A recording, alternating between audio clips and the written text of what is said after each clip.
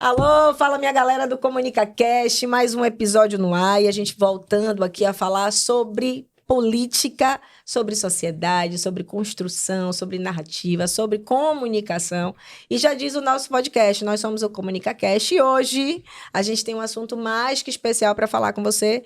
Na minha bancada eu tenho ele, meu parceiro, meu fiel escudeiro, Leno Assis, o cara que faz as coisas acontecerem, viu, minha gente? Não é porque é todo lado dele não, mas já são mais de 10 anos acompanhando a trajetória dele. E a gente tem boas histórias. Boas e não tão boas. Mas na maioria são muito boas, Quem né, não Lena? tem história para contar, não tem porque tá vivo. Exatamente. E hoje ele aqui cada vez mais elegante, cada vez mais, ó, fininho. Você que já acompanha a gente sabe da nossa resenha interna. Mas, Leno, seja muito bem-vindo. Muito obrigado pela sua presença e participação. Porém, antes de deixar você dar seu boa noite, eu tenho para dizer para você que hoje a gente tem um convidado muito especial. Aqui nessa bancada hoje a gente vai falar sobre um assunto que é esclarecedor, que muitas vezes você que está aí, que acha, eu não gosto de política, eu não me envolvo com política, eu não gosto de saber de nada, mas isso impacta a sua vida, impacta a minha vida enquanto cidadão, que é a pesquisa. Pesquisa hoje é um balizador. Tudo tem pesquisa, gente. Tem pesquisa quando você faz um atendimento, tem pesquisa quando você consome um serviço. E não seria diferente na política. Só que na política a gente tem dois lados da pesquisa. A pesquisa que baliza o político, que é aquela pesquisa que é feita para saber a opinião pública. E a gente também tem a pesquisa que vai balizar a opinião pública. Perfeito. Que é quando eu vou entender, será qual lado está ganhando por essa pesquisa? Mas a gente também vai trazer hoje com ele, que é cientista político, é analista, na verdade, né? Cientista de dados. E ele que tem uma capilaridade por todo o território nacional. A gente está hoje com o Denivaldo Fernandes, que é estatístico e especialista em marketing político. Perfeito. E eu vou deixar ele se apresentar, que é para vocês conhecerem mais um pouquinho o nosso colega. Seja bem-vindo, Deni, é um prazer tê-lo aqui. Obrigado, Adriano. Obrigado, Leno. Boa noite a todos. Pois é, eu sou estatístico de formação, a primeira formação, especialista em marketing político, mídia e opinião pública pela Universidade Católica e atuo aí desde 2003, 2004 no campo da opinião pública, fazendo pesquisas eleitorais, analisando pesquisas eleitorais, prestando consultoria e com a empresa também, né? Praticando aí a utilização da estatística, da técnica estatística no entendimento e análise dos dados. É por aí. Então você já viu, né? O homem é de peso. A gente não tá falando com qualquer pessoa. Agora, meu amigo Leno Assis, você que é um vivenciador, um apreciador de política, porque não é só vivenciador, você é um apreciador da nossa política, do nosso governo. Quer saber um pouquinho da conjuntura da política? Você pode, siga esse cara, Leno Assis, porque ele traz todos os dias na rede social dele fatos. Ele não brinca com a verdade. Ele é um cara altamente crítico, sim, mas é um crítico que trabalha em cima do que acontece. Então, a gente brinca, mas a gente também tem que dar mérito a quem tem mérito. Leno, como é que hoje você vê essa questão toda da pesquisa? O que a pesquisa hoje ela impacta na sua visão? Antes de falar do Leno, especialista político, eu quero o Leno, cidadão, que vota completamente a par desse universo. O que é que hoje, para você, a pesquisa, ela baliza na hora de votar, na hora de definir um candidato, na hora de entender o que aquele candidato traz para a gente, falando do contexto político? Boa noite aos espectadores aqui do ComunicaCast. Estamos aqui de volta nesse bate-papo.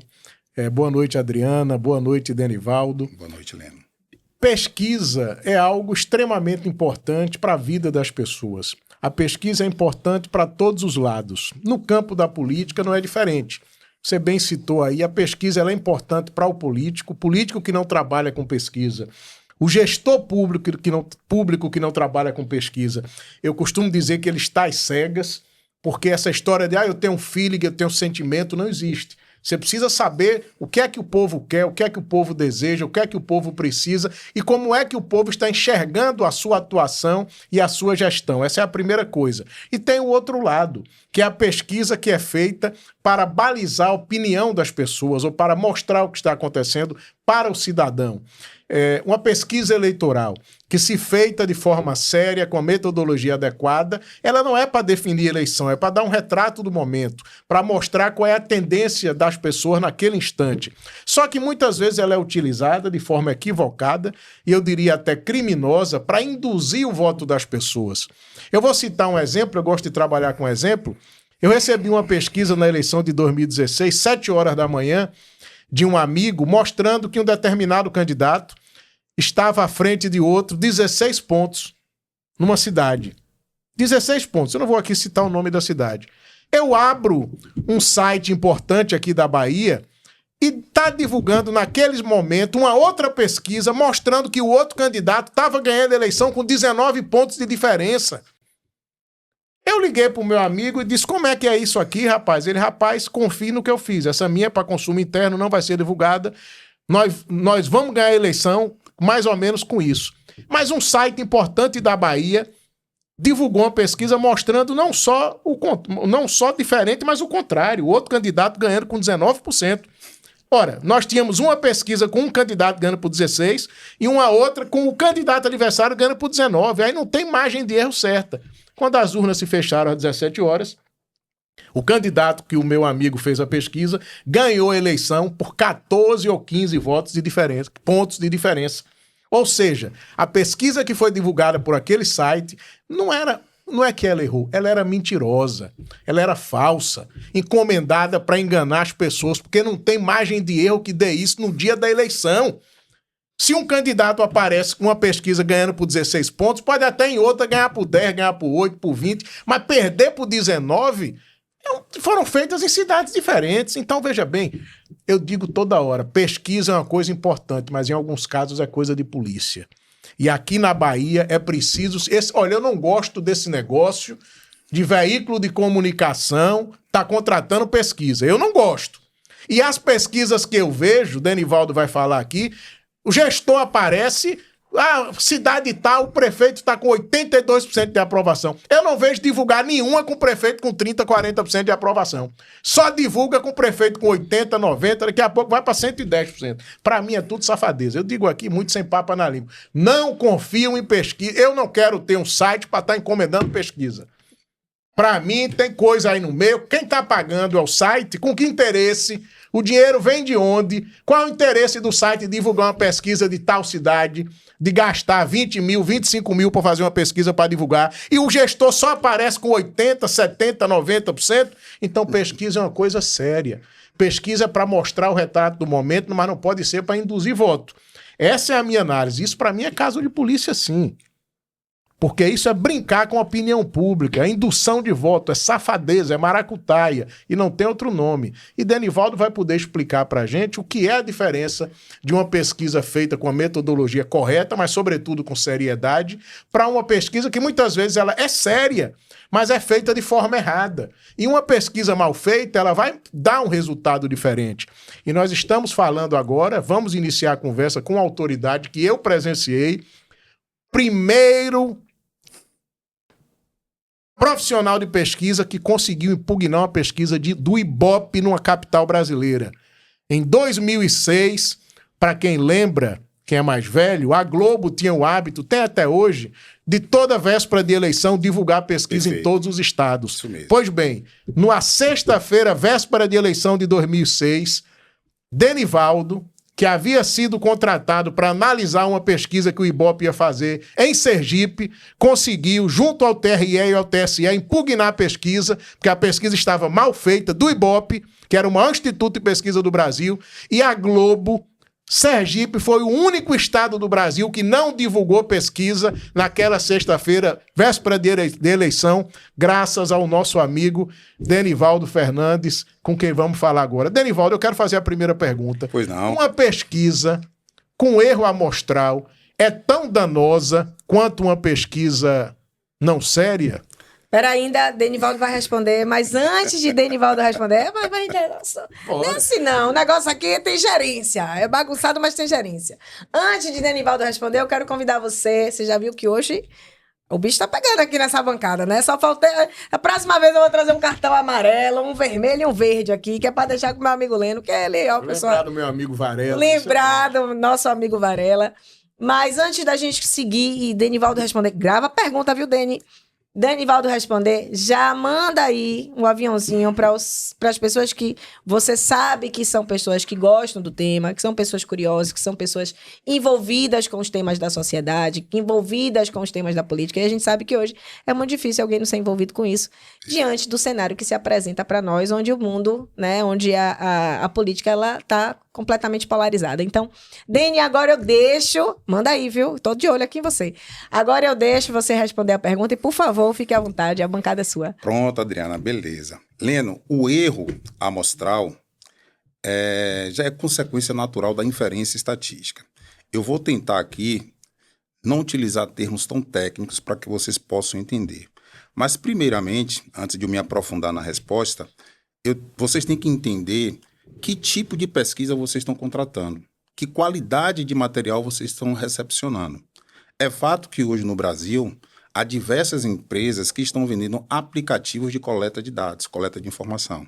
Então, antigamente, para que você fosse a campo coletar a informação, extrair a informação do eleitor, você utilizava um papel, que é o questionário, com a prancheta, e ia com a caneta, um lápis na mão preenchendo. Hoje não, hoje você faz isso através do celular, ou então de um tablet. Então, esses aplicativos são meras coletas de dados. Somente isso. O processo que vai ser feito a partir dali é que entra um profissional. Porque a pesquisa é um conhecimento técnico, um conhecimento científico. E requer, de fato, uma habilidade para você tratar aqueles números, tratar aqueles dados e auxiliar na tomada de decisões. Observe, eu vou fazer uma analogia aqui. Eu não sei se vocês já comeram caranguejo. Ou se já compraram caranguejo, uma corda de caranguejo... Bom baiano onde dispensa um caranguejo. Uma corda de caranguejo na Feira de São Joaquim. Como é que você compra esse caranguejo quando se chega na Feira de São Joaquim? Geralmente vinha uma corda, né? E vem 12 caranguejos amarrados naquela corda, cheio de lama. Então, o banco de dados, quando você faz a coleta em campo, ele vem dessa forma. É cheio de informações e impurezas. Então, é necessário que quando o estatístico ou profissional, que é o analista de dados, receba esse banco de dados, ele faça a limpeza desses dados. É a primeira técnica, a limpeza e a organização dos dados. Esses institutos de pesquisa que dizem que são realizadores de pesquisa, eles pegam a informação que eles colocaram no aplicativo, geram um relatório e entregam isso ao cliente como se fosse pesquisa. E aí, Heleno, você recebe lá um relatório com 200, 300 páginas e digo, poxa, essa é a pesquisa, ó para aqui. Não, pelo contrário. Ali você está recebendo um compilado de informações que não foram tratadas, que não foram observadas por um profissional técnico competente.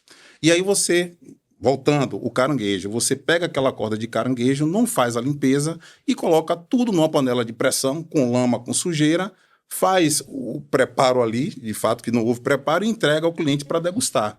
Então a pesquisa ela não pode ser assim. Então, a pesquisa, quando você pega a pesquisa, você tem que olhar cada questionário e o sistema tem técnicas estatísticas para poder fazer isso, vai fazer a limpeza desses questionários. Se tiver algum dado estranho naquela coleta de dados, você tem que separá-lo. O caranguejo da mesma forma. Então, daquela corda de caranguejo, se você tiver um caranguejo estranho ali, poxa, um caranguejo que possa estar estragado, possa estar com uma aparência ruim, você vai excluir do processo. E a pesquisa da mesma forma. E aí, quando você chega, de fato, com os dados todos organizados e compilados, aí é que você utiliza a técnica estatística para extrair uma informação precisa, onde vai tentar explicar por que o eleitor escolhe o candidato A em detrimento do candidato B. E aí você vai começar a fazer uma análise estatística técnica sobre o fato para auxiliar a pessoa que está contratando a tomar uma decisão. Seja ela numa campanha, seja ela no empresário, seja ela um político. Então, todo um processo de pesquisa, ela tem que passar por esse crivo. E eu posso lhe afirmar que 90% dos institutos de pesquisas que estão no mercado hoje, não só da Bahia, Brasil, entregam relatórios de pesquisa que, na verdade, não são pesquisas. São compilados de informações e de dados. Não são tratados. Não são tratados. É por isso que você vê tanta discrepância nessas informações aí divulgadas por esses institutos. Deni, uma coisa me chama muito a atenção quando você fala sobre... a gente sabe que hoje, com o avanço, né, do digital, isso vem cada vez mais forte, né? A gente vem cada vez com mais dados inventados, mais dados batizados. A gente Perfeito. sabe que que a credibilidade da pesquisa hoje, ela é questionável. Sim, Não perfeito. porque não existam empresas sérias, empresas idôneas que fazem um trabalho com a metodologia eficiente, transparente, né, que traz de fato o real cenário. A gente sabe que toda pesquisa ela tem ali o seu erro, né, de amostragem, erro de Isso, amostragem que a gente fala. erro amostral. Dentro desse erro amostral, o que torna uma amostra realmente representativa para a população, né? E, por exemplo, qual é o percentual? Veja se eu me fiz entender. Qual é o percentual que você entende que é aceitável de erro, né? Para que as pessoas possam ter credibilidade nessa pesquisa. E dentro disso, quais são os erros mais comuns de pesquisas que você já vivenciou? Traga uns casos para a gente poder entender. Porque a gente gosta de contar as histórias, né, Leno? E a gente gosta de trazer histórias. Porque, assim, às vezes a pessoa fala, não, como o Leno contou aqui agora, uma pesquisa tinha 16 para um candidato. Perfeito. A outra pesquisa tinha para 18. Mas, cara, vamos lá, Chico e Francisco não estão se conversando. Ou tem alguém mentindo, ou tem um erro de amostra aí muito discrepante nisso. Conta pra gente aí, como é que a gente pode tentar, quando recebe uma pesquisa, identificar, poxa, isso aqui não, pode ter um erro para mais, para menos. E em que situações isso pode acontecer? Olha, geralmente da pesquisa que você está falando é aquela pesquisa que é registrada e é divulgada nos meios de comunicação até pelos próprios candidatos. Isso, que é que o eleitor vai receber, que vai ter Isso, acesso que vai ali ter quando acesso. divulgado. Observe que essa pesquisa, a própria lei, já traz os critérios metodológicos. Então, quando você registra uma pesquisa, não quer dizer por si só que aquela pesquisa já está apta a ser divulgada. Porque tem 3 critérios aí que nós temos que analisar. A pesquisa ela tem que ser válida e confiável. A pesquisa ela pode ser válida e não confiável, ou ela pode ser ainda não válida e não confiável. A pesquisa válida e confiável, ela segue todos os parâmetros metodológicos que a Resolução 26.000 estabelece, com relação às cotas, ao número de amostragem, à data de coleta de campo. Então, ela segue todos os parâmetros. A pesquisa válida e não confiável, ela tem alguma falha no processo metodológico, principalmente nos processos de cotas. Eu vou dar o exemplo que ocorreu com o Ibope em 2006. Quando você faz a linha de corte, por exemplo, de faixa etária, então você tem a sua amostra, que é uma representação do universo que você está estudando, que é o número de eleitores, e naquele universo de eleitores você tem lá que a participação dos eleitores de 16 a 25 anos, por exemplo, é de 20%. Então, na sua amostra, no seu planejamento, você tem que entrevistar pessoas de 16 a 25 anos na mesma proporção. Se sua proporção for menor ou maior, aí você tem que fazer um teste de diferença de hipóteses para saber se aquela diferença de fato é uma diferença que vai lhe prejudicar ou não. Havendo um prejuízo, a pesquisa não pode ser divulgada. Ela pode ser utilizada no consumo interno, mas de hipótese alguma ela pode ser divulgada. E se ela for divulgada, existe algum tipo de sanção para o candidato, por exemplo, que divulgou, o veículo que divulgou? Como é que a gente sabe disso? Eu, enquanto eleitor... E aí eu vou fazer o papel de advogado do diabo. Eu, enquanto eleitor, tenho como ter ciência desse tipo de informação? Ou isso fica muito dentro dos bastidores ali não vamos, se não divulgar, ninguém vai saber. Pois é, né? eis a Então, questão. porque a gente sabe que isso acontece. Isso é mais comum do que a gente sabe. E acontece até pela dinâmica da eleição, às vezes é muito acelerada e as pessoas deixam passar despercebido. Mas o seu questionamento é pertinente porque é um questionamento técnico. Não é qualquer pessoa que tenha a vista treinada para identificar esse tipo de viés. Na eleição de 2006 mesmo, lá com o Ibope, eu fui convidado para participar desse processo de consultoria para identificar esses vieses. E foi um viés que eu consegui identificar e consegui provar através de um laudo técnico estatístico, que foi apresentado juntamente com a petição inicial, de um lado da campanha, mostrando de fato que a pesquisa tinha uma tendência, tinha um erro naquela pesquisa. E aquela pesquisa não poderia ser prejudicada porque ia causar um erro perante a população. Porque quando você divulga uma pesquisa que você não observa esses parâmetros, você tem que ter muito cuidado com o efeito onda, o efeito manada. Que é aquele eleitor que ele não quer perder seu voto e ele vai com aquele candidato que está praticamente para ganhar a eleição. Ou que tá perdendo, que ele vai, não, vou votar nesse aqui, não gosto de nenhum dos dois. A gente viu muito isso na eleição Lula e Bolsonaro. Sou anti-Bolsonaro, sou anti-Lula. Isso. Não gosto de nenhum dos dois, então vou votar no que a pesquisa tá dizendo que não vai ganhar. Por quê? E essa... Tô jogando fora meu voto. Denivaldo, essa é uma coisa que chama a atenção.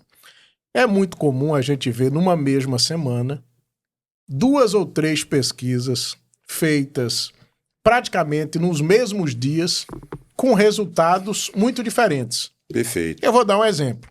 Vou dar um exemplo citando o Instituto, que aconteceu hoje. Eu gosto dele, ele gosta de causar. A gente cita até o Paraná Instituto. Pesquisas. Sim. Sempre que aparece uma pesquisa da Quest, do IPESP, dando um resultado, 2, 3 dias depois a Paraná Pesquisas aparece e, coincidentemente, por exemplo, se a Quest mostra Lula, presidente da República, crescendo, a Paraná Pesquisa, 2, 3 dias depois divulga uma pesquisa. Eu não estou dizendo que está errada a pesquisa da Paraná, não. Pode ser a Quest. Sim. Mas ela sempre mostra um resultado diferente e sempre com o presidente para baixo. A minha estranheza é essa. Hoje, por exemplo, se divulgou uma pesquisa que é a terceira da semana, com Lula crescendo, com Lula ganhando de todos os adversários, no primeiro e no segundo turno, mas saiu uma pesquisa da Paraná Pesquisas hoje, dizendo o seguinte: Lula ganha de todos no primeiro turno e no segundo empata tecnicamente com os demais candidatos. Ganha, mas dentro da margem de erro. Como podem institutos fazerem pesquisa no mesmo dia e darem resultados diferentes? Eu não vou questionar se tem coisa séria ou não. Eu vou questionar a questão técnica. Como é possível essa diferença de números no mesmo espaço de tempo? Qual é a diferença amostral que pode gerar isso? Lênin, é o seguinte, é uma questão técnica, metodológica. A gente tem que saber qual foi a metodologia utilizada pelo Instituto A e qual foi a metodologia utilizada pelo Instituto B. A resolução, ela traz o seguinte aqui, né? Você deverá apresentar um plano amostral e ponderação quanto a gênero, idade, grau de instrução, nível econômico, e área física onde foi realizada a pesquisa, a abrangência da pesquisa. Então, se você não tiver acesso a essas informações, você não tem como justificar por que o resultado de uma pesquisa favorece um candidato e o outro não favorece.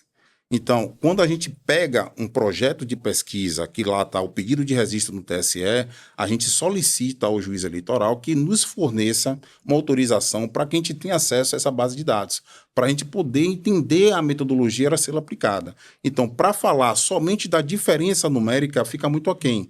É necessário a gente ter acesso a essa base de dados para fazer uma análise mais pontual do que seja, mas a divergência de metodologia, um pode estar utilizando uma pesquisa em loco, outro pode estar utilizando a pesquisa por telefone, outro pode estar utilizando pesquisas em redes sociais. Então, isso tudo vai divergir de resultados, vai depender muito. A depender até do corte regional. Ele está entrevistando um público mais do norte, nordeste, centro-oeste, sul. Então, tudo isso aí vai trazer uma diferença no resultado da pesquisa. É por isso, na verdade, que você tem que fazer um recorte da sua amostra ser equivalente, proporcional ao recorte, de fato, do seu universo pesquisado.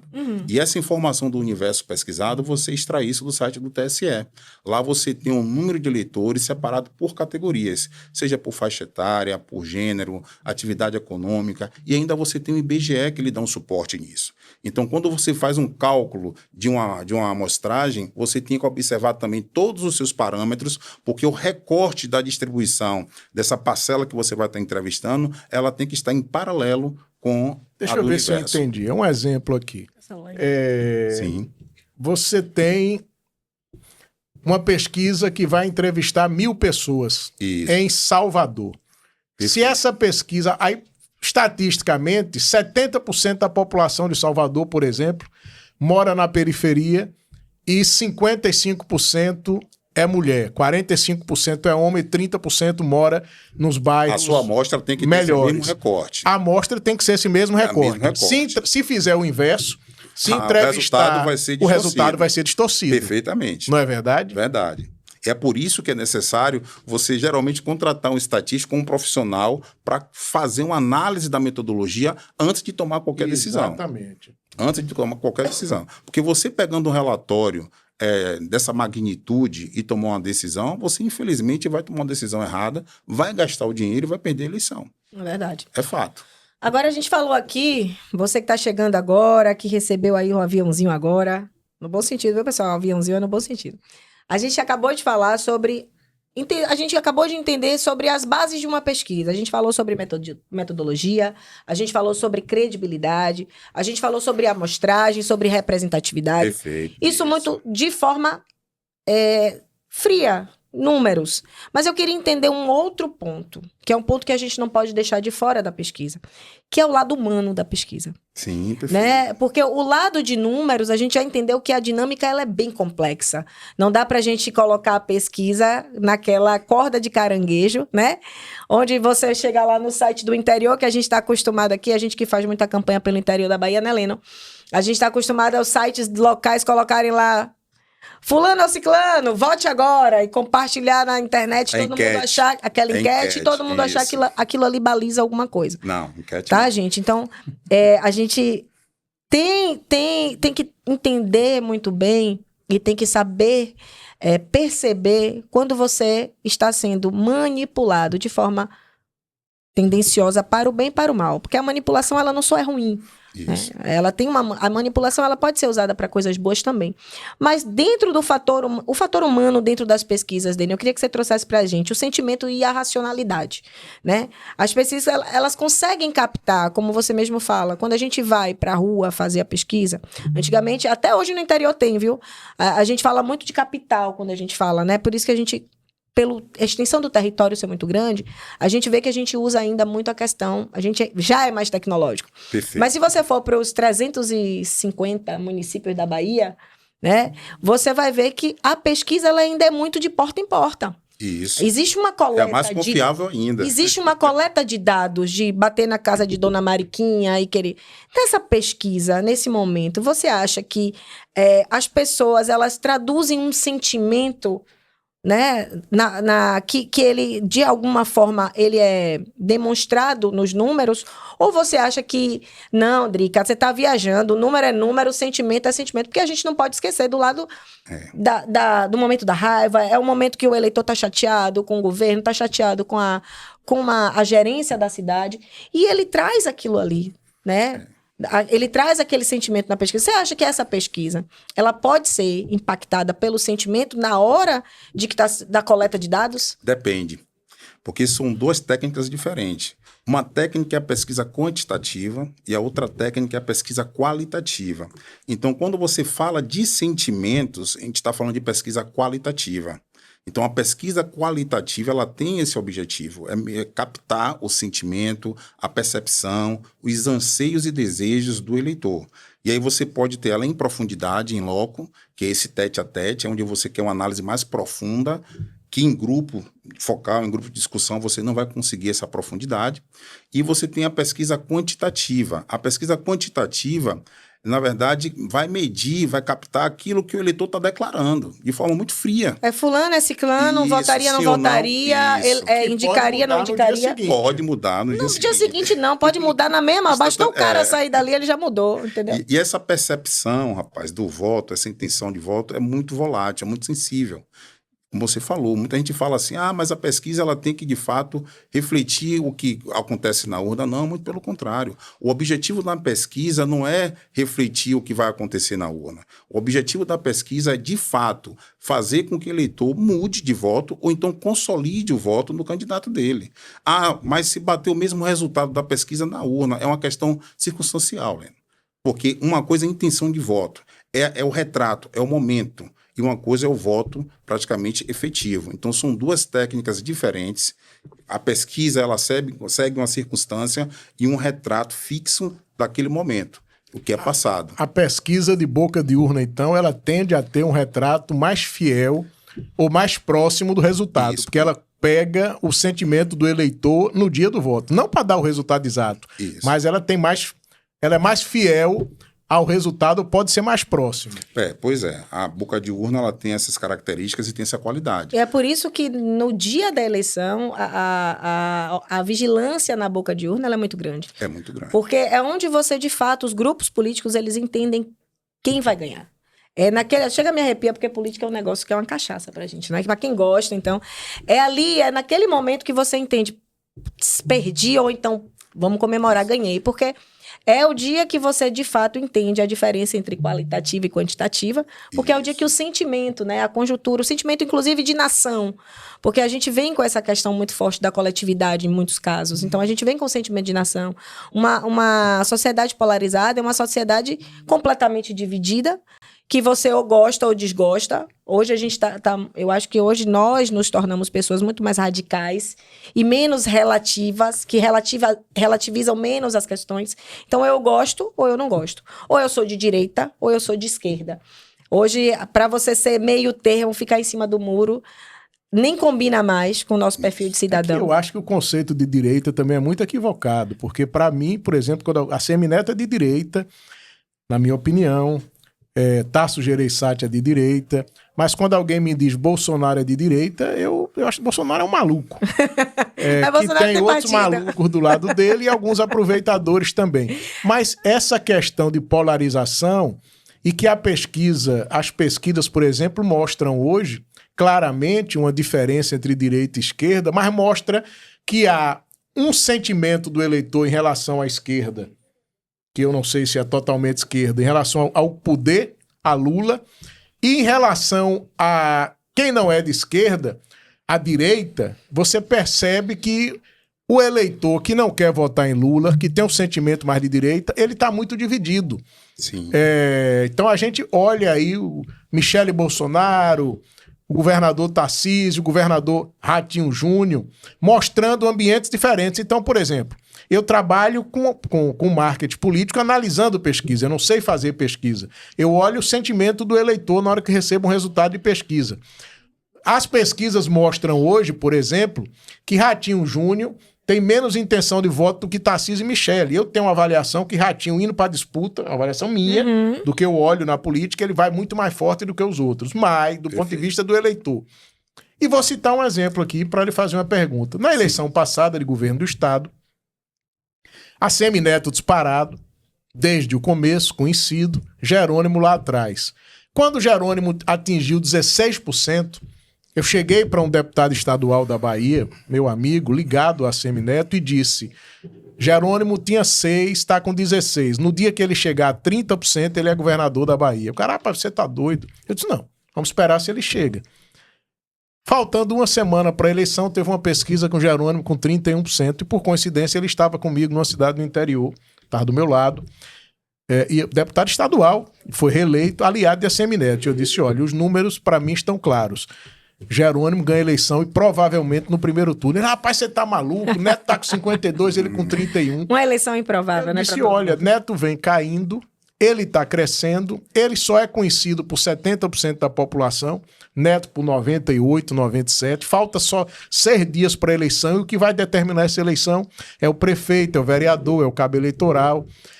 Para mim a derrota tá clara e é no primeiro turno. Jerônimo não ganhou a eleição por 40 mil votos, 0,48% no primeiro turno. Ganhou no segundo. Pouquíssimo, né? Pouquíssimo. A pesquisa errou, na sua opinião? Não. É isso que eu quero lhe perguntar. Na minha opinião, a pesquisa ela era um retrato daquele momento, de uma terça-feira, que até domingo muita coisa aconteceu. E não aconteceu só no interior, não. Aconteceu em Salvador também. Então eu lhe pergunto uma coisa. Aí do ponto de vista de quem trabalha com campanha eleitoral, como é o meu caso. Numa campanha, principalmente no último mês, qual a importância da pesquisa política? Não é para o eleitor, é para o candidato. É para o candidato. E na semana da eleição, quantas pesquisas, ou nos últimos 10 dias, você acha que o candidato precisa fazer? Ou o que é que ele precisa fazer para ele ter um raio-x da campanha e não se perder em relação aos números? Eu ia fazer a mesma pergunta, porque eu me lembro que na última eleição, não vou falar aqui a cidade, mas trabalhei na eleição para prefeito, e a gente vinha se questionando, né? A gente fez algumas campanhas ao longo do processo eleitoral, e o tempo todo a gente se questionava, mas não é hora da gente fazer uma nova pesquisa? Porque outras campanhas vêm surgindo e sempre acontece, por mais experiência que a gente tenha no processo, cada campanha é uma campanha. De fato. Então, até com o mesmo campanha para reeleição de prefeito, é uma nova campanha. Você começou um mandato com um prefeito, está terminando o mandato com outro prefeito. Isso é um fato, porque a imagem do prefeito, ela muda. A imagem do candidato, mesmo, ainda que seja a mesma pessoa, ela muda muito. ao longo de 4 anos. Ela muda ao longo de 3 meses no processo final, imagina ao longo de 4 anos. Então, essa pergunta que Leno fez, ela é muito importante para a gente poder entender, inclusive, o que está aqui, a minha próxima pergunta que eu vou deixar aqui, o que está por trás, inclusive, desse excesso de divulgação, desse excesso de aparição, desse excesso de redes sociais, que é a nossa próxima pergunta. Mas primeiro, nos responda a questão de quanto tempo, em 10 dias, né, Leno? Em 10 dias, quantas pesquisas, em 20 dias, em um mês, é ideal que a gente faça para o político, para o candidato se sentir um pouco mais confortável com o resultado? Primeiramente, a campanha não nasce num período eleitoral. É uma construção de fato. Sim. E aí eu trago 2 teorias. A teoria do voto retrospectivo e a teoria do voto prospectivo. O eleitor, ele quando vai votar, escolher seu candidato, a primeira análise que ele faz, quando é um incumbente, o candidato que vem de um processo, já está no meio político, então está no processo de reeleição. Ele vai fazer uma análise retrospectiva de toda a ação, de todo o trabalho, de toda a gestão. Se ele perceber que aquele candidato realmente cumpriu com todas as tarefas, ele vai dar um voto de confiança. Provavelmente ele vai votar para a reeleição ou vai dar oportunidade para o sucessor, que é o que aconteceu aí na campanha de Rui Costa com Jerônimo. Já o voto prospectivo é o eleitor que não só analisa a parte retrospectiva, mas ele se baseia nas futuras promessas de campanha. E aí, quando a gente faz um balanço aqui nítido do governo de Bolsonaro e de Lula, você observa o contrapeso. Lula já estava fora do poder há um certo tempo. Sim. Mas só que os efeitos da construção dos programas sociais que ele fez naquela época surtiram um efeito positivo na escolha do candidato. Pro resto da vida, né? Pois Ficaram atentos, são então, coisas que... Aí a questão é uma equipe de marketing, uma equipe de estratégia, está relembrando isso ao eleitor, para que ele tenha aquela boa memória, aquela boa expectativa, que ele viveu bons momentos naquela época. Foi o que aconteceu com Lula e foi o diferencial da balança. Agora, o que a gente tem que analisar também é que as eleições em metrópoles, elas são federalizadas. Na maioria delas, há uma verticalização, ou seja, a influência do governo federal e do governo estadual numa campanha também municipal. Porém, tem alguns municípios que conseguem neutralizar isso pela percepção do sentimento e autoestima do eleitor local. Então, o eleitor local, ele não se atenta muito a níveis econômicos, à inflação, mas ele é muitamente ligado ao quê? A iluminação pública, a limpeza das ruas, as estradas, aquela quadrazinha que ali na frente da casa dele, que vai elevar a autoestima dele toda vez que ele sai de casa para ir para o trabalho. Lixo, a qualidade, coleta. Pronto, perfeito. Então, isso aí você tem um fator isolado, você consegue, de fato, cortar essa federalização e o eleitor base do município, da metrópole, se atentar a essa percepção, a essa visão. Está um pouco mais próximo, né? Na verdade, Perfeito. Os municípios, eles conseguem, na verdade, ter essa aproximação. Sei onde é o político mora, sei onde é a casa do político. Observe que essa aí é a estratégia do governo municipal. Verdade. Em Salvador. Agora, Dini, eu vou lhe botar numa berlinda aqui. Você me falou aí.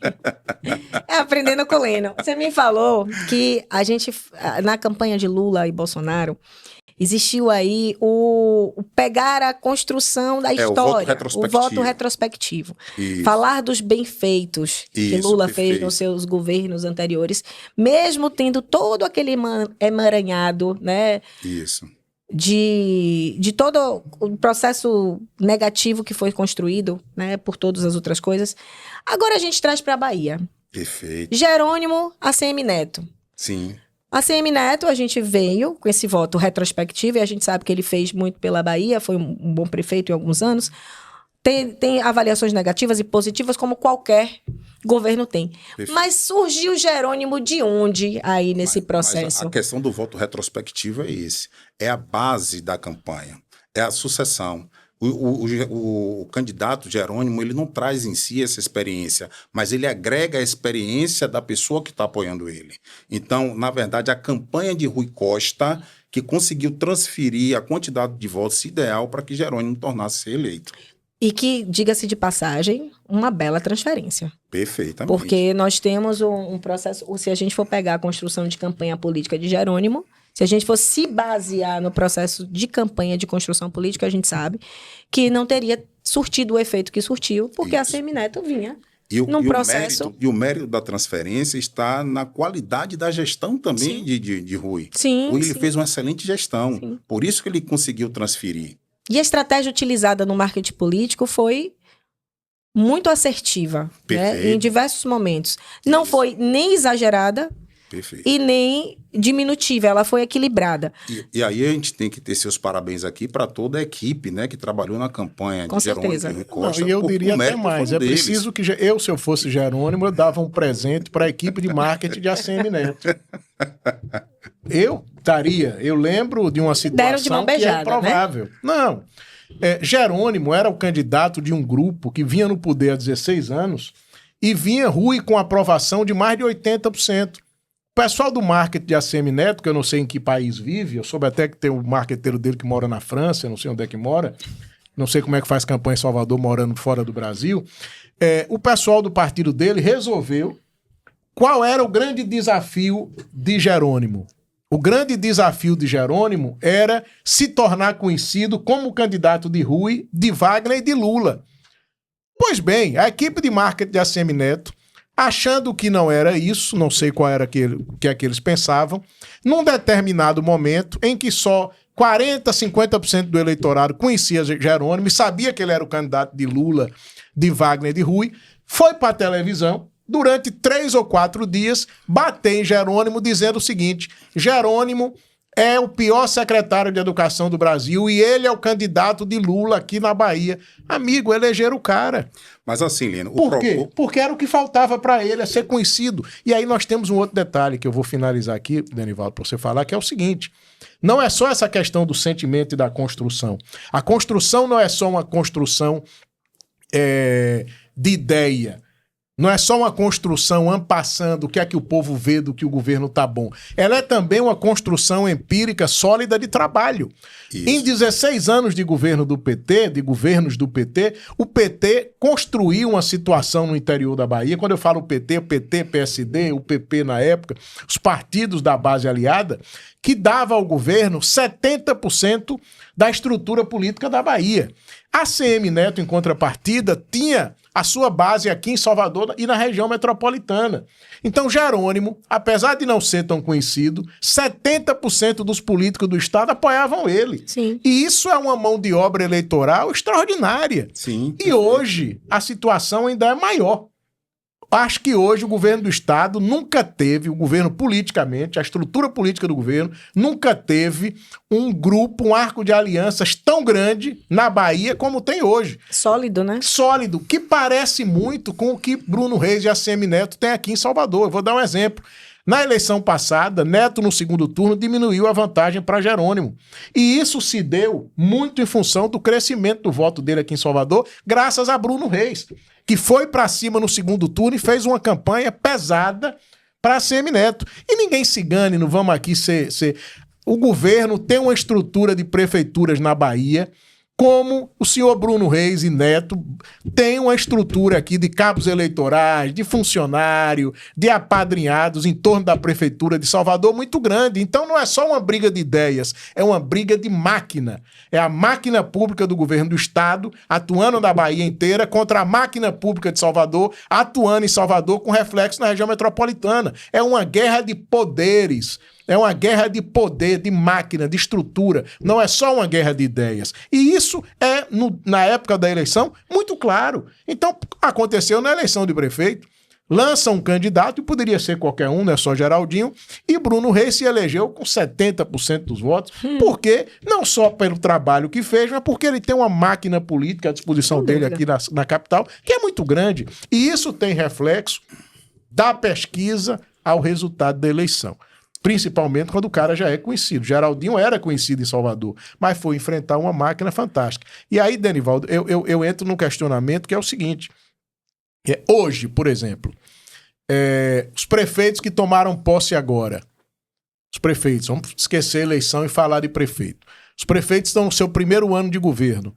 Qual a importância para esses prefeitos que acabaram de ser eleitos, fez um ano agora, da pesquisa nesse momento, para compreender o que é que deve, como foi o primeiro ano da sua gestão e o que deve ser feito a partir de agora. Que importância tem não a pesquisa eleitoral, mas a pesquisa de opinião para os gestores que acabaram de completar, que vão completar agora um ano de poder? Qual a importância da pesquisa? Porque eu vejo muito prefeito fazer pesquisa para dizer que está com 80% de aprovação. E, na opinião, a pesquisa que importa para eles nesse momento não é isso, porque eles só vão disputar a eleição daqui a 3 anos. Pois Exatamente. Leno, essa sua pergunta é importantíssima, porque não cabe somente ao prefeito, só, ao governador também. O que ocorre é todo o processo eleitoral se dá por uma construção. E a gestão da avaliação municipal é uma variável importantíssima para que você possa entender e explicar o voto. Observe que o voto é uma variável dependente. Ele depende de outras variáveis para explicar esse seu comportamento.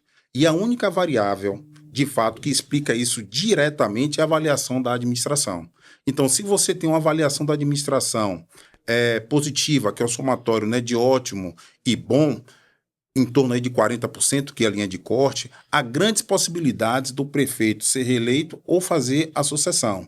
Então, se o prefeito ele já começa a gestão nos seus primeiros meses e já vendo fazendo essa medição, perfeito, ótimo, ele consegue controlar a gestão dele. Mas não se resume só a isso. É necessário você saber quais são os outros serviços prestados no município que estão associados à avaliação da gestão, que vai ter uma forte relação e associação com o voto. Então, essa construção aí é que, de fato, vai dar uma tranquilidade ao gestor de fazer uma gestão pé no chão e garantir um processo de reeleição ou sucessão. Deni, você acha que nesse processo, falando agora, tá? Você que está chegando aí, já perdeu muita coisa, então volta lá para poder assistir. Mas a gente falou de pesquisa de balizamento de campanha. E a gente agora está falando de pesquisa de opinião de governo. Sim. Né? Nesse processo, temos aí um ano, né, que os prefeitos assumiram, tomaram posse. Como o Leno perguntou. É importante fazer essa primeira pesquisa, mas eu vou um pouco mais além. De quanto em quanto tempo você acredita que é necessário ter essa pesquisa? E aí porque assim, com a chegada das redes sociais, a gente vê aquele burburinho todo na rede. Então, ali dá para ser um balizador, né? Porque você entende se as pessoas estão gostando, se não estão. Hoje em dia, ninguém fica com mais... Em tempos de redes sociais, ninguém fica mais com insatisfação para si. Eles jogam em qualquer lugar que eles encontram pela frente. Então, no comentário nas redes sociais da prefeitura que você sabe que tem que ter uma excelente gestão. Você tem uma gestão que você acompanha. E precisa ter uma resposta da gestão. Né? Precisa ter uma gestão participativa, uma gestão que escuta, mesmo que tenha a barreira ali do digital, que ela encurta, mas às vezes ela aumenta.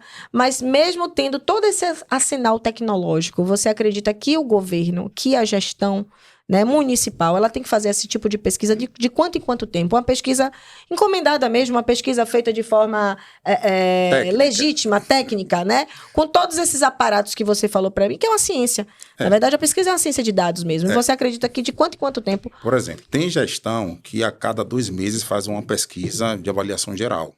Já tem gestão que a cada ação que ele faz numa comunidade, ou num bairro, ou numa região, ele faz uma medição para saber o impacto daquilo ali. Se realmente o programa foi benéfico ou não. Porque aquele programa ali, ele pode ter uma associação muito forte com o voto.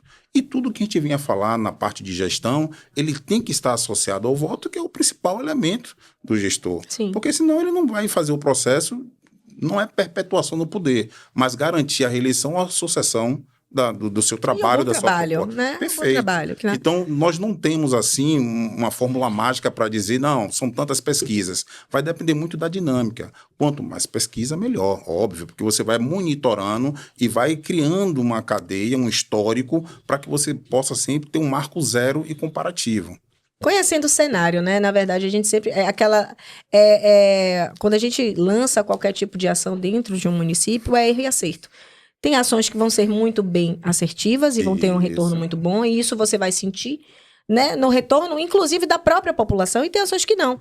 E eu acredito muito que quando você escuta, quando você tem uma pesquisa que você consegue se balizar, né, para continuar fazendo um trabalho, seja corrigindo algo que foi feito de forma errada, ou seja, perpetuando um projeto que foi muito bem, a construção do candidato, quando ele vai para a reeleição ou quando ele vai para a transferência, Isso. ela se dá de uma forma muito mais coerente, muito mais Isso. fluida e muito mais transparente. Eu vou dar um exemplo aqui que aconteceu na eleição, nas últimas eleições de governo, que eu via muita gente batendo na educação.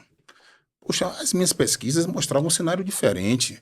Porque quando eu chegava, por exemplo, nos municípios aqui do Cisal, que você vê aquela escola com aquela infraestrutura, com piscina semiolímpica, ginásio, a quadra com gramado sintético, teatro climatizado, não é refeitório, é uma praça de alimentação que essas escolas têm. Verdade. Imagina as salas todas climatizadas. E o pessoal batendo na educação. Eu digo, poxa, rapaz, a minha... Por isso que eu digo que a equipe de marketing de Neto, de ACM Neto, tem que ganhar um presente de Jerônimo, porque é isso. A percepção que eu tinha também, como você, é que o público da Bahia não via a educação na Bahia com maus olhos, via a educação crescendo. E Neto, a equipe de marketing dele, que Jerônimo tem que dar um presente para a equipe de marketing da ACM Neto, tá em tempo de dar, governador. Manda entregar um presente para eles, batendo na educação. E toda pesquisa que eu via, eu mandava fazer no interior, não aparecia a educação como um dos principais problemas do povo da Bahia. E não só problema, na opinião das pessoas. Não tinha uma associação direta com o voto.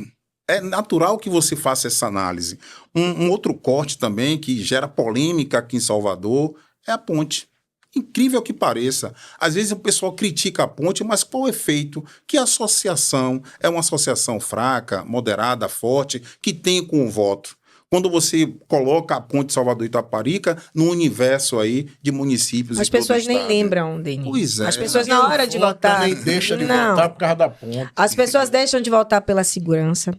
As pessoas deixam de votar pela saúde pública. Isso. São temas que a gente precisa entender que existem construções que são coletivas e existem construções e reclamações que são individualizadas. Perfeito, Adriana. E essa informação ela tem que ser técnica e precisa. É por isso que a pesquisa com análise técnica e precisa, ela traz essa informação para você, para que você saiba qual tipo de ação você deve executar junto com a sua equipe de campanha para favorecer e fortalecer e blindar a sua campanha. Porque senão você dá um tiro no pé. Verdade. Inclusive, vamos pegar um exemplo aqui. Eu trabalho com marketing político, com campanha. Eu digo toda hora o seguinte, olha, o primeiro passo é você conhecer a realidade que você vai atuar. Eu chego numa cidade, eu converso com um candidato, aquilo que ele me fala, eu ouço, dou um tapinha nas costas dele e digo, vamos fazer uma pesquisa. Porque o que o candidato fala e o que o povo acha, às vezes tem uma diferença enorme. Às vezes não, na maioria. Existe uma lacuna enorme. E aí, não adianta, mas eu conheço, eu sou político, meu amigo, e hoje, em época de redes sociais, de informação diária, minuto a minuto, o povo tem uma capacidade de raciocínio, de análise do político muito maior do que um feeling, muito maior do que no passado. Então você tem que saber qual é o sentimento das pessoas, o que é que as pessoas querem, quais são as prioridades, para poder agir e conquistar aquele voto. E eu vou dar um exemplo aqui muito claro. Hoje, atual, prefeito de Recife, que é hoje considerado uma sumidade da internet, o João Campos, o prefeito de Recife, durante seu primeiro ano de gestão, ele estava, na primeira gestão, ele estava meio atabalhoado, não estava bem. Ele virou marqueteiro, não só isso. Ele encomendou uma estrutura que envolve pesquisa e marketing, começou a ir para as ruas, para a periferia, para o centro, para os bairros nobres, para saber quais são as prioridades de cada um. Então ele ia em Casa Amarela. Aí lá em Casa Amarela se dizia, aqui nós queremos que se faça uma pista de ciclismo. Ele com aquela pesquisa na mão já pronta, ele ia para Casa Amarela, reunia 10, 15 moradores, fazia uma ação de marketing e perguntava, vocês aqui querem que pinte a escola ou querem uma pista de ciclismo? Pista de ciclismo, ele já tinha resultado. Sabia, claro. Aí ele dizia, vamos fazer um estudo e mandar fazer. 2 meses depois ele ia para lá para inaugurar e dizia, atendi os anseios da população. E João Campos começou a fazer isso diariamente, com base primeiro em pesquisa, para depois se fazer o trabalho de construção do marketing, depois de fazer a entrega. E o resultado é que hoje ele é um dos prefeitos mais bem avaliados do Brasil, se reelegeu com uma margem enorme e é pré-candidato ao governo hoje, disparado nas pesquisas em Pernambuco. Então, trabalho de marketing envolve promove isso, pesquisa, e nós estamos aqui com uma grande autoridade de pesquisa, ela é fundamental. É o que eu digo a alguns amigos e políticos aqui na Bahia. Narrativa é excelente. Eu trabalho com marketing, narrativa é excelente. Mas a narrativa, ela tem que ter verossimilhança com a realidade. Sem dúvida. Não adianta, por exemplo, eu digo aos meus amigos da oposição, quer bater no governo, bata naquilo que vai surtir efeito. Vim falar mal de ponte, meu irmão, não vai surtir efeito, não. Vim falar mal de educação na Bahia. A educação na Bahia era uma desgraça antigamente. Hoje está ruim, mas está melhorando. Hoje, o Denivaldo disse uma coisa certa. A gente vai para o interior, tem muita cidade que as escolas são escolas modelo, e as que não são, pelo menos tem escola. Quando eu fui secretário de prefeitura no interior do estado, na época do carlismo na Bahia, era uma sala de aula na roça para alunos de primeira, segunda, terceira e quarta série. Professor ganhando meio salário mínimo na Bahia inteira. Uma vergonha. Então, falar da educação, quem mora no interior tá vendo, ou na periferia, que a educação... Eu sempre estudei escola particular, eu não posso nem avaliar, mas as pessoas que estão em escola pública, as pessoas sabem que vem melhorando. Então, bater em educação é burrice. Então, mais uma vez, governador Jerônimo, compra presente para dar aos marqueteiros de ACM Neto. Porque esses caras estão trabalhando para você. É igual o Dudu Bananinha, o filho de Bolsonaro, que se eu fosse Lula, eu pedia ao PT para pagar o salário dele para ficar nos Estados Unidos atazanando para a vida do Brasil. Porque o maior cabelo eleitoral de Lula hoje é o filho de Bolsonaro que está nos Estados Unidos. Lula estava numa situação bem inferior há 3 meses atrás, e graças a Eduardo Bolsonaro e às loucuras dos bolsonaristas, hoje está liderando todas as pesquisas. Então, meu amigo, a gente não pode simplesmente criar um fato, criar uma narrativa e achar que, não, isso é bonitinho, eu vou convencer as pessoas. Não é por aí. E aí nós estamos aqui, Denivaldo, você que é especialista em pesquisa, eu volto a insistir. A construção do marketing político, a construção de uma gestão, ela precisa até que ponto de uma pesquisa realmente? E de que forma essa pesquisa pode ajudar o candidato ou o gestor? E principalmente nesse momento onde as redes sociais informam e formam opiniões diariamente nas casas das pessoas. Informam e desinformam. Pois é. Isso fica a dica aí, tá, gente? Agora a gente vai falar com o Denis sobre redes sociais. É um assunto muito delicado, sensível, denso, porque é algo que mexe muito com a geração Z, principalmente, que é uma geração que a gente vê aí, que está vindo cada vez mais desligada e menos preocupada com essas questões da sociedade, porque está vivendo no que ocorrer. Não estou generalizando, mas é o que a gente vê hoje em dia.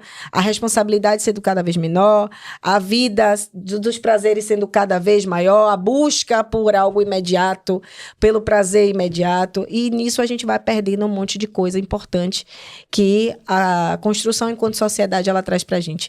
Mas, Deni, comente aí que eu quero fazer uma pergunta, porque a gente já está indo pro finalzinho. Pronto. Mas vamos trazer Deni de novo, viu? Porque o papo foi muito bom. Vamos supor, as redes sociais, como é que eu posso dizer mais claramente? Ela não reflete fielmente a opinião pública, mas ela mostra, de fato, os usuários mais engajados, as curtidas e tal. O que ocorre é que as pesquisas ela têm um critério técnico, científico, efeito de ponderação e algumas classificações. As redes sociais, você não consegue fazer essa ponderação. E assim, com o efeito da inteligência artificial, do Big Data e dos modelos preditivos, a gente está criando, já está em uso, na verdade, por alguns técnicos, um formato híbrido de pesquisa, que vai utilizar pesquisa quantitativa, qualitativa, análise em tempo real, para que ele traga uma informação mais consolidada, mais precisa. Então, é um modelo híbrido de levantar a informação e conhecer, de fato, a opinião do eleitor, fazendo a junção aí dessas técnicas de coleta de dados e de pesquisa. É isso aí.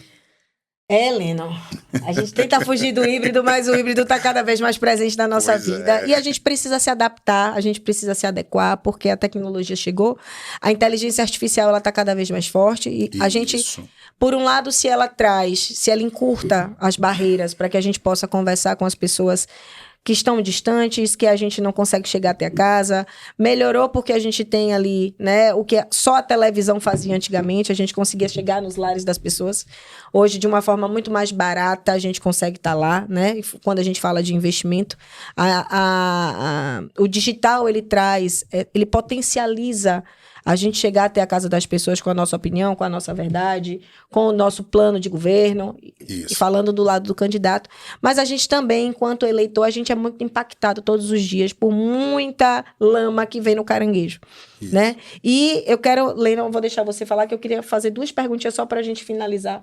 Mas se você tem alguma coisa, vamos explorar, Dene, que a gente já está no finalzinho. Tenho uma coisa que é o seguinte, as pesquisas que nós vemos divulgadas diariamente, aqui na Bahia, em Salvador, no Brasil, essa quantidade de pesquisas eleitorais faltando 1 ano para a eleição. Hoje mesmo, essa semana, nós já tivemos, do final de semana para cá, umas 4 pesquisas nacionais divulgadas, com números até bem parecidos. Mas essa quantidade exagerada, a meu ver, não sei se é exagerado, mas essa quantidade enorme de divulgação de pesquisas eleitorais, faltando 1 ano para a eleição, eu pergunto, ela tem algum impacto na construção da opção de voto do eleitor, da intenção de voto do eleitor nesse momento, ou está muito longe, ou a percepção de voto do eleitor só vai ser formada mais adiante, ou é um processo de construção? A pesquisa, ela tem importância, ela tem participação nisso, ela influencia o eleitor, a visão do eleitor em relação à eleição, nesse momento, faltando 1 ano para a eleição? Leno, pois é, a pesquisa ela tem esse poder de influenciar de fato o eleitor. Óbvio, porque uma das estratégias e um dos objetivos da pesquisa é tentar mudar a percepção e a opinião do eleitor. Sim. Então, o objetivo central da pesquisa, quando ela é utilizada de técnicas robustas, é compreender por que ele está votando no candidato tal e não no candidato B.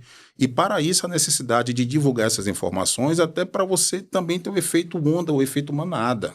Porque ninguém quer deixar, literalmente, de votar no candidato que está ganhando as eleições em detrimento de um candidato que vai perder as eleições.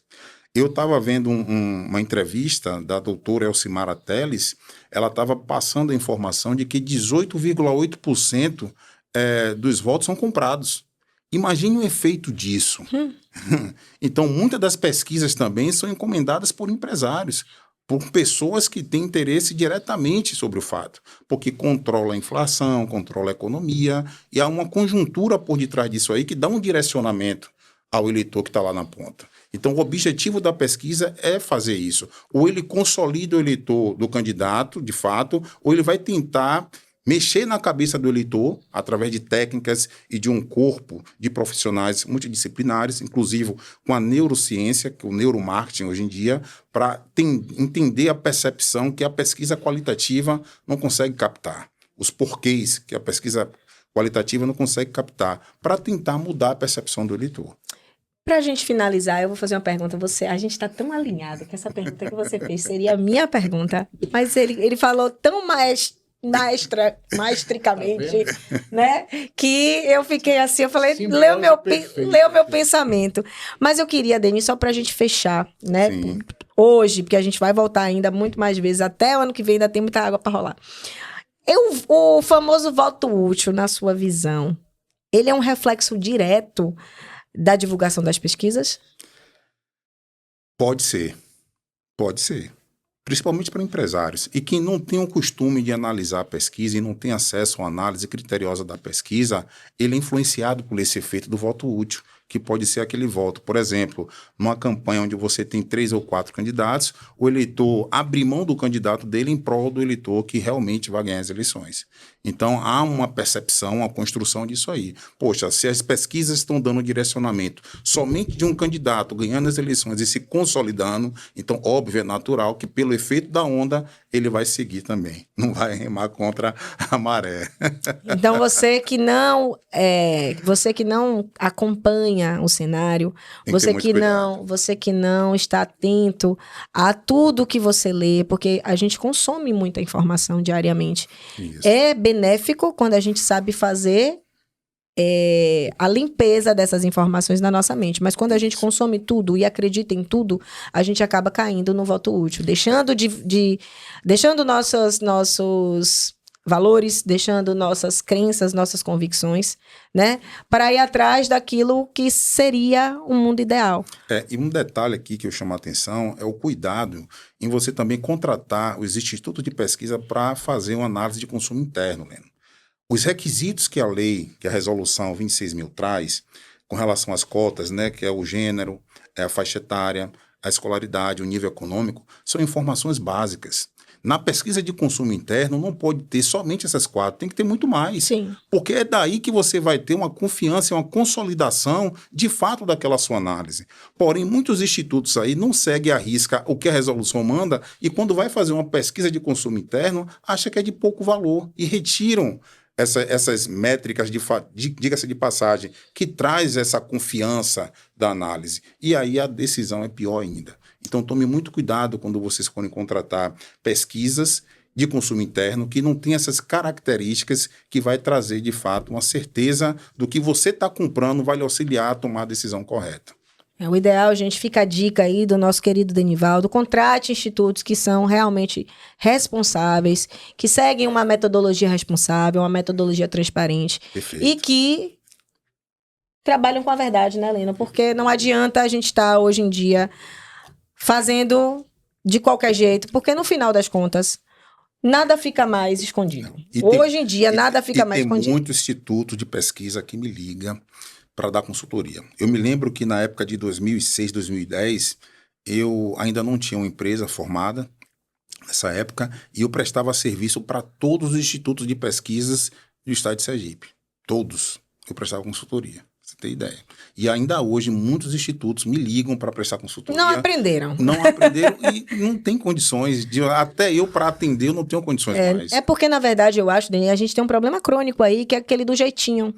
Vamos fazer de qualquer jeito, né? É política. E tem muita gente que compra esse jeitinho. Política, vamos fazer de qualquer jeito. Quem tá na ponta, quem vai receber, não tá preocupado com a verdade da informação. Tá preocupado se aquilo ali vai ser benéfico para uso próprio ou não. Isso. A verdade é essa. Eu, enquanto eleitora, quero mais é que reafirme aquilo que eu tô na minha cabeça. Fulano vai ganhar. Então, se eu sou enganada, se eu sou manipulada a acreditar naquilo ali, e aquilo me convence, tá ótimo. Da mesma forma, o político. Se ele está conseguindo convencer o eleitor, seja por essa pesquisa, que não é tão boa e não é tão confiável, para ele também tá ótimo. Então, querido, comece a avaliar quem você vai colocar no poder, quem você está deixando comandar as suas crenças, as suas convicções, e você, político, comece a perceber que nada mais hoje fica escondido. Fica por um tempo. Depois, a merda vem... Desculpa, perdão da palavra. A merda vem pro ventilador, você tá exposto, e uma vez manchado, a gente sabe que no Brasil a gente esquece, a gente tem a mente seletiva, mas a mácula sempre fica. Então, um político sem palavra, um político com a imagem manchada, ele nunca mais tem a mesma credibilidade. Não adianta divulgar pesquisa mostrando o inverso, que o eleitor está vendo. E eu quero aqui, eu falei aqui que o governador deveria mandar um presente para a equipe de marketing de ACM Neto, mas ele tem que olhar para dele também. O trabalho, eu vejo o governo do estado realizando um monte de coisa e não vejo... Não é só divulgação, é um trabalho voltado para mostrar à população a importância do que está sendo feito. A equipe de marketing do governo do estado está deixando muito a desejar também. A Bahia já foi um celeiro de grandes profissionais de marketing, exporta marqueteiros e publicitários para o Brasil todo, e eu estou vendo dos dois lados... Na pré-campanha de ACM Neto e no trabalho do governo do estado, uma deficiência muito grande. E quero aqui parabenizar, inclusive, o marketing da Prefeitura de Salvador, do prefeito Bruno Reis. A responsável e os responsáveis pelo marketing de Bruno Reis fazem um excelente trabalho. Tá certo? Ele que tem pisado na bola, gosto dele, gente boa, mas de vez em quando tá meio nervoso, sendo ríspido com a imprensa, com as pessoas. É natural o candidato dele... Muita gente dizendo que não vai ser candidato, está deixando ele nervoso. Mas ele faz um bom trabalho em Salvador e a equipe de marketing da Prefeitura de Salvador, do prefeito Bruno Reis, nota 10. Nota 10. diferente da equipe de marketing do governo do estado e da equipe do pré-candidato ACM Neto, que deixa muito a desejar. Aí eu estou falando de marketing político, eu estou falando de construção de marketing voltado para a imagem do gestor e a imagem do político. E pesquisa é muito importante. A gente tem que fazer pesquisa para começar um trabalho, para monitorar o trabalho e depois do trabalho concluído, para ver o efeito prático, o resultado disso, principalmente na opinião pública, não só no seu trabalho. Tá certo? Então, por isso que nós trouxemos aqui o Denivaldo hoje para bater um papo, porque não adianta fazer pesquisa e a pesquisa não ser uma pesquisa séria ou até não ser uma pesquisa feita da maneira correta. Porque a gente não pode pagar para fazer uma pesquisa para se enganar. Pois é. Aí não é só enganar o eleitor, é se enganar. Eu vi um candidato dizer que tinha um instituto de confiança, eu não gosto dessa coisa de instituto de confiança, e as pesquisas dele davam sempre um resultado muito alto. E eu durante a campanha toda, eu dizia, rapaz, vamos fazer com outro instituto para comparar. Não. Aí quando veio a eleição, ele ganhou a eleição, mas ganhou com a frente 3 vezes menor do que ele achava que ia ganhar. Aí começou a procurar culpado. Eu disse, rapaz, não tem culpado. É que você enxergou na eleição um quadro que não existia e graças a Deus que você ganhou. Porque se você esmurece mais um pouco, estava arriscado perder. Porque passou a campanha inteira acreditando que estava com a frente muito grande. Aquele político de interior que todo mundo que chega abraça e diz vou votar em você. E de todo mundo que diz que votar em você, se todo mundo votasse, você não era prefeito, era presidente da República. Então, pesquisa é para isso. Para ver a intimidade do eleitor e lhe passar um retrato fiel da realidade. E é isso que muito político tem que botar em prática. Pois é. Pesquisa tem que ser séria, tem que ser feita de forma profissional, para não iludir nem ao eleitor, nem ao candidato. Inclusive, Leno, quando você fala aí de pesquisa, instituto de confiança, instituto de estimação, tem que ter muito cuidado. Nas pesquisas tracking que eu faço, que são aquelas pesquisas diárias, que são realizadas ali na última semana das eleições, praticamente, a depender da dinâmica do município, eu tenho que trocar aquela equipe ali de 2 em 2 dias. Porque senão ela fica viciada. Aqui. Vai nos mesmos lugares. E nos mesmos erros, não utilizam-se das técnicas adequadas, tem um cansaço. Então, são uma série de fatores que envolvem que a gente chama de erro não amostral. Então, o erro não amostral não só envolve aquele erro do cálculo estatístico que a gente já conhece, que é um erro que a gente consegue controlar.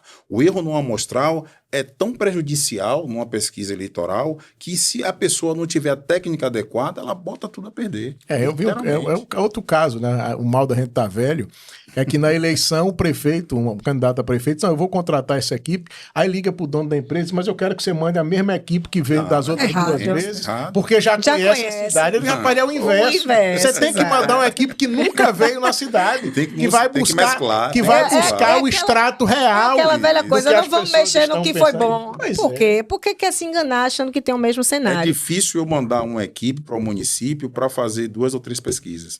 Mas isso aí, Denis, só acontece com o prefeito que acha que sabe de tudo. Inclusive fazer pesquisa. Mas a maioria. Porque a maioria acha que sabe tudo. Até a pesquisa ele sabe analisar. Sabe, ainda pede a quantidade de entrevistas, quer fazer o questionário. E ele, não, eu quero que bote isso, porque eu sei que isso funciona. Enfim, nesse universo de política, a gente pode ficar falando aqui até não sei quando. O importante é o seguinte, gente. Denivaldo, muito obrigada por sua participação. Prazer. Leno, meu amigo, você, como sempre, maravilhoso. E fica aí 3 coisas que a pesquisa, quando ela é feita com seriedade, traz pra gente. Transparência do processo eleitoral. Perfeito. Debate público qualificado, porque Maravilha. a gente vai entendendo o cenário, sabendo onde a gente está pisando, e a confiança nas instituições democráticas. Então, Perfeito. a pesquisa ela só tem para beneficiar você quando ela é feita de forma séria, que a gente sabe que muita gente usa aí, e existe um risco também com isso. Mas, Deni, muito obrigado, a sua participação foi muito importante para a gente. Muito obrigado. Né? E agora, vou abrir o microfone para a Deni fazer as considerações, para se despedir, Leno também, e a gente volta no próximo ComunicaCast, que em breve a gente divulga o nosso próximo convidado. Obrigada, gente, boa noite. Pronto, para fechar aqui, eu não podia deixar de falar também do TSE, né? Porque a gente utiliza um sistema hoje, é o sistema PESQL, de grande valor. O sistema passou por grandes mudanças, grandes avanços. Eu já fui vítima de um golpe no sistema anterior, que fraudaram o meu nome junto com o meu registro, e hoje o sistema ele vem de uma alta tecnologia que inibe qualquer tipo de investida, né, dessas ações criminosas.